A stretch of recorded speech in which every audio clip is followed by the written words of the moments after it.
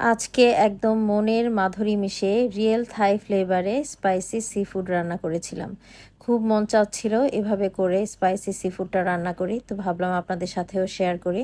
আপু, আমাদের এখানে অনেক ইনগ্রিডিয়েন্টস আমরা পাই না, কিন্তু তারপরও আপনার থাই রেসিপিগুলো আমাদের দেখতে খুব ভালো লাগে।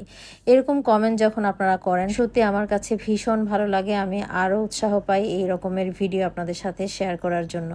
আমি এই কড়াইটা একদম নতুন কিনেছি, আমার কাছে খুবই ভালো লেগেছে স্টিলের এই কড়াইটা। তো আজকেই প্রথম রান্না করছি।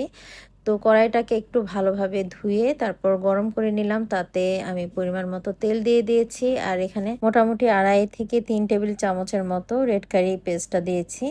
এখন এই তেলের মধ্যে রেড কারি পেস্টটাকে মিডিয়াম আঁচে একটু ভেজে নিয়েছি, যেন রেড কারি পেস্টের যে কাঁচা ফ্লেভারটা সেটা চলে যায়।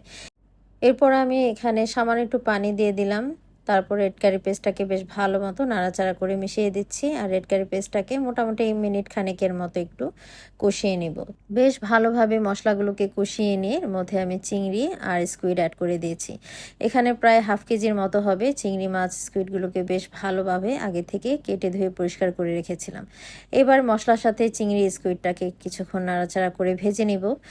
তো চিংড়ি স্কুইড হতে খুবই অল্প সময় লাগে। এখানে 1 টেবিল চামচ মতো দিয়েছি ফিশ সস আর 1 টেবিল চামচ মতো দিয়েছি ওয়েস্টার সস দিয়ে বেশ ভালোভাবে নাড়াচাড়া করে ভেজে নিব। এটা ভাজতে ভাজতেই কিন্তু চিংড়ি স্কুইডটা রান্না হয়ে যাবে বা সেদ্ধ হয়ে যাবে। সাথে 1/4 চা-চামচের মতো দিয়ে দিয়েছি চিনি আর সামান্য পরিমাণ দিয়েছি টেস্টিং সল্ট। 1 টেবিল চামচের মতো দিয়েছি ফিঙ্গার রুট কুচি, সবুজ রঙের গোলমরিচ দিয়েছি বেশ খানিকটা, আর লাল কাঁচামরিচ দিয়েছি ভিতর থেকে বিচিটা ফেলে দিয়ে লম্বা করে কেটে নিয়েছি।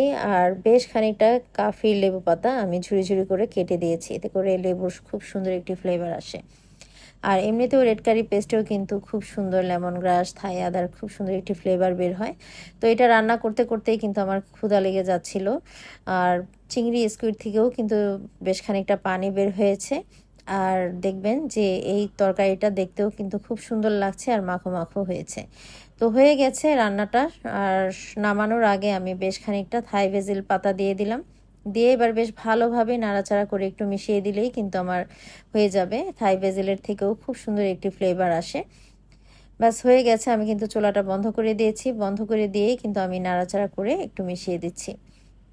এখন গরম গরম আমি একটি প্লেটে সার্ভ করে নেব। এটা দেখতে যতটা সুন্দর, খেতে কিন্তু তার থেকেও বেশি মজা।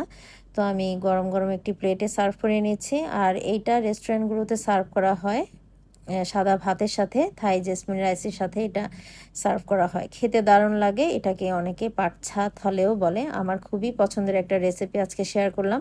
এর আগেও থাই রেড কারি পেস্ট দিয়ে আমি অনেক রেসিপি শেয়ার করেছি। তো আমার কাছে আজকের এই রেসিপিটা সবচেয়ে বেস্ট মনে হয়েছে। গরম গরম সাদা ভাতের সাথে খেতে কিন্তু অসম্ভব মজার।